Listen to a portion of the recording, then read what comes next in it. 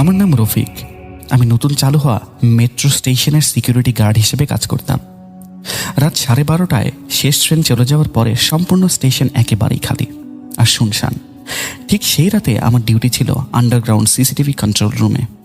সব কিছু একেবারেই নর্মাল, কিন্তু রাত 2টোর দিকে আমি একটা মনিটরে দেখতে পেলাম প্ল্যাটফর্ম 3-এর একেবারে শেষ মাথায় একটা লোক চুপচাপ দাঁড়িয়ে আছে। লোকটার পরনে পুরাতন ধাঁচের একটা শার্ট, মুখটা অদ্ভুতভাবে নিচের দিকে নামানো। আমি সাথে সাথে ওয়াকিটকিতে আমার পার্টনার সুমনকে জানালাম, সুমন, 3 নম্বর প্ল্যাটফর্মের পূর্ব দিকে একজন লোক রয়ে গেছে, জলদি চেক করো।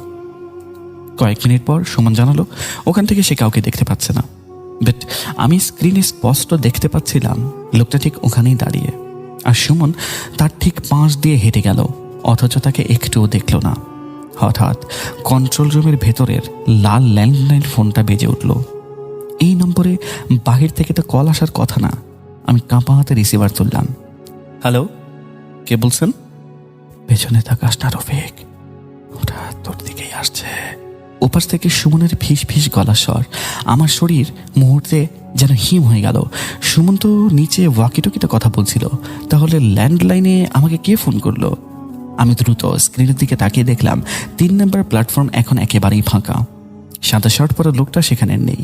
ঠিক তখনই আমি অনুভব করলাম কন্ট্রোল রুমের ভেতরে আমার ঠিক ঘাড়ে কেউ একজন একটানা ভারী নিঃশ্বাস ফেলছে। সুমন, তুমি কোথায়? আমি ওয়াকিটকিতে বললাম। আমি তো নিচে রফিক ভাই, আপনার পেছনে ওইটা কে দাঁড়ায় আছে? ওয়াকিটকিতে সুমনের আতঙ্কিত গলা বাজল। আমি আর এক মুহূর্ত দেরি না করে সামনের কাঁচের দরজা দিয়ে এক ধাক্কায় বাহিরে করিডোরে ছিটকে পড়ি। দৌড় দেওয়ার আগে পেছনে তাকাতেই দেখলাম কন্ট্রোল রুমের ভেতরে সাদা শার্ট পরা ছায়াটি দাঁড়িয়ে আমার দিকে তাকিয়ে।